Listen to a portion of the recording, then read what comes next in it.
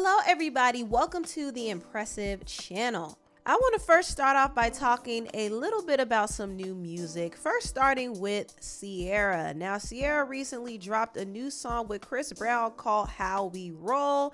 I understand that there is still some controversy with artists collaborating with Chris, but I kind of feel like this collaboration between Ciara and Chris was long overdue. I mean, these two are magic together. They are two of the greatest dancers of their era, and the video was absolutely fire. I mean, the choreography was insane. They were dancing in moving trucks. And towards the end, I like the fact that Ciara and Chris kind of did a dance off. I mean, you can't really deny that it was definitely a moment. And the song itself is really a vibe. And I have to say, I love how consistent Ciara has been with her recent singles. I like the song she did called The Girls, especially the remix she did with Lady London and Lola Brooke. I thought that song was a vibe. I also really like her song with Summer Walker called Better Things. I think Ciara has been on a good streak with her singles lately. I mean, the music has been quality, the visuals are quality, and she's really doing her thing independently. That's the most impressive thing about this. She's doing everything independently, and she's just giving us old Cece. Her upcoming music project, Cece, is actually set to release on August 18th. So I definitely will be checking that out and reviewing it. But so far, Ciara has been given everything she needs to give. And I definitely like her latest single, How We Roll. Regardless about how some may feel about the collaboration, listen, I get it. But the song is a vibe. You just can't deny it. And the video is amazing. You just can't deny it. Now, moving on, I want to talk about Halle Bailey. Halle finally made her highly anticipated solo debut, and she released a single called Angel. And I have to tell you, this song is just, it's magical, y'all. It is magical. I mean, there's so much to get into, from the sonics to the vocals to the lyrics. I mean, lyrically, Halle's pen is something else. And I like the fact that her lyrics were very affirming, especially for Black girls. This is the type of positive messaging and imagery that we need. So I really like the fact that she decided to make an uplifting song, and she actually explained the inspiration behind her lyrics. And she said it was more so a message of encouragement to herself, because Halle has gone through a lot of criticism. She's dealt with racial backlash from starring in The Little Mermaid, and she's also dealt with criticism from her relationship with DDG. So this was really a message to encourage herself as well. This song for me was my kind of, I guess, affirmations that I would tell myself to keep myself being able to keep going. Because all of a sudden I was thrown into this world of so many different opinions and what people thought of me, and was I good for this role, and not even just that part of my life, but everything else in my life, like growing into who I am as a 23-year-old, like who am I and what it takes, and all the criticism that people will throw your way when you're literally just still trying to figure out, what the hell am I doing? Like, I'm 23 years old. I'm just like y'all. Y'all are just like me. And I think that what I was trying to portray in this song is getting other people to recognize that, yes, I have all these beautiful opportunities and these things are happening for me, but I'm still just trying to figure out life. I'm regular. I'm human. I am flawed. I am all of these things. But at the same time, all of these flaws that make me who I am are beautiful and are the reason I am who I am. So, and so it's like a very empowering kind of message. I think I was writing it to the little girl within me, in my heart. And I hope other people are inspired and feel the same way. But it's definitely, for sure, a Black girl anthem. Okay, for all my Black girlies, because I'm sorry, but we be needing some love, some encouragement. Right? We need love too, okay? So I just love the fact that I am starting off with this as just an anthem and a love letter to all of y'all, all the Black women, but also everyone in general. Everyone who can identify with feeling overwhelmed and like confused about life and trying to figure everything out. And everyone who needs that pick me up of it's gonna be okay no matter what. You're a mother freaking angel. You got this. You're here for a reason. So that was basically Halle's inspiration behind the song. She definitely wanted to empower herself and other Black women like her and just people in general. And I think that's an amazing, amazing thing. Also, I love how dramatic and operatic the song sounds. It really sounds intense. It sounds like, whoa, you're getting a sonic experience. And vocally, whew, her vocals are just beautiful, very angelic. Her higher register is just amazing. And I like the fact that this song doesn't sound like anything you would typically hear today. Halle is definitely sticking to that indie sound. She's sticking to that signature Chloe and Halle sound.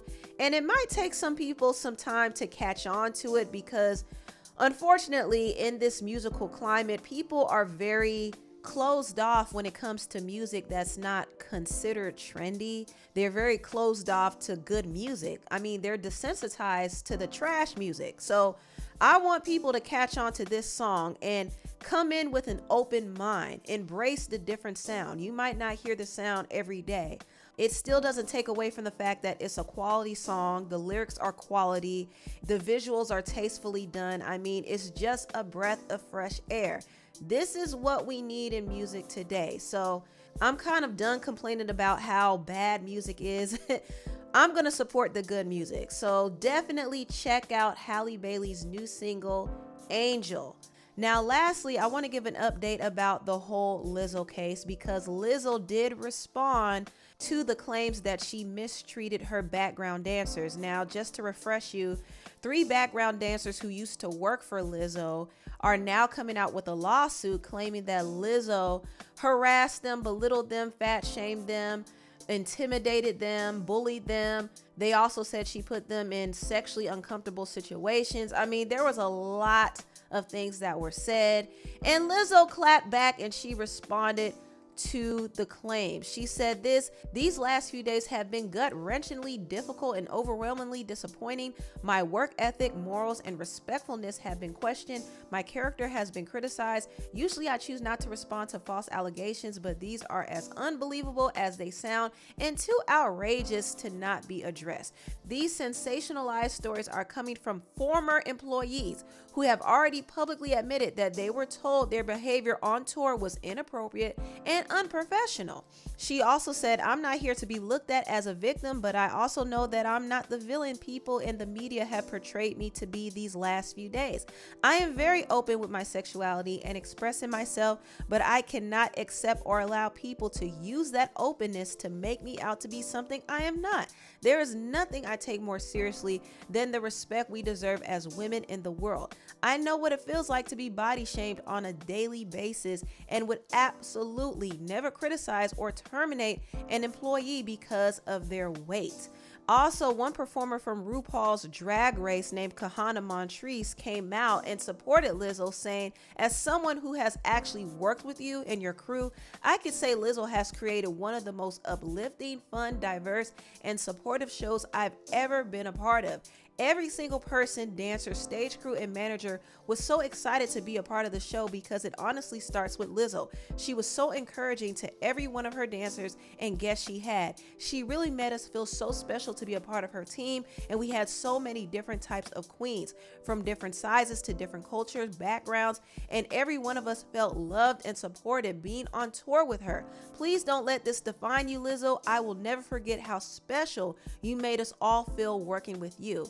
So as you can see, people have different experiences. Some people say that Lizzo is amazing to work with.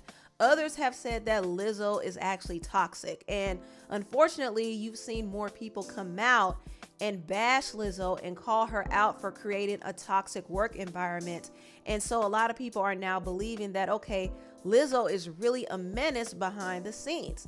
And this is not to invalidate the claims from her former background dancers, but one can think that maybe they're probably suing Lizzo because they lost their jobs and now they're looking for a payout. So one can assume that maybe they're just disgruntled employees. And the reason why I say that is because an interesting video resurfaced, and this was one of the videos from one of the plaintiffs in the lawsuit named Ariana Davis. Now, Ariana has been very vocal about how she's been mistreated by Lizzo. However, she tried to audition for the second season of Lizzo's show, Watch Out for the Big Girls. And mind you, this was after she worked with Lizzo for a period of time. She auditioned for the first season and she made the cut, and she was performing and touring with Lizzo for months. And she wanted to go back and work with her again, and this time she wanted to audition as a singer. Now you gotta ask the honest question, why would a person who claimed that Lizzo was such a terrible boss would want to go back and work for that very same boss? It's kind of weird, right? Now, obviously, I know that times are hard and she needs a job. Let's be real, like being a dancer is not an easy occupation, especially being a plus size dancer. And Lizzo is one of the few people who have really opened up opportunities for other plus size dancers. So I think Ariana really saw Lizzo as the only avenue to really get to where she wants to be.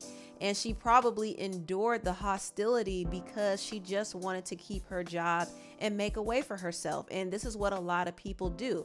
So I understand that aspect, but also it doesn't really help her case, because if she's claiming that Lizzo mistreated her, why would she be so eager to go back to work for her?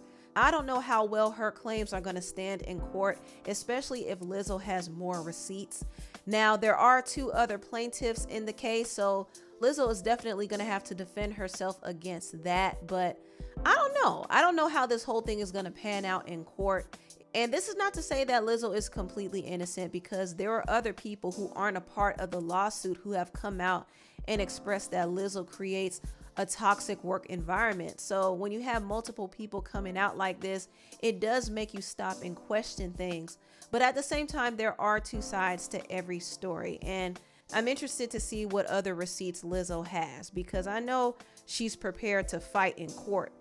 But anyway, tell me what y'all think about this video down below. Please like, comment, and subscribe, and share this video if you care. Thank you so much for watching, and I'll see you next time.